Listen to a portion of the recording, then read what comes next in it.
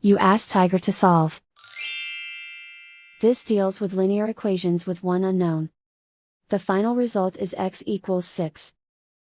Let's solve it step by step. Simplify the expression. Group like terms. Simplify the arithmetic.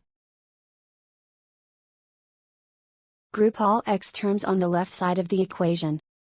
Subtract 5x from both sides. Group like terms. Simplify the arithmetic. Group like terms. Simplify the arithmetic. Group all constants on the right side of the equation. Add 24 to both sides.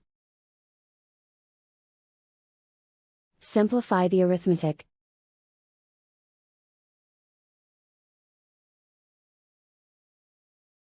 Isolate the x.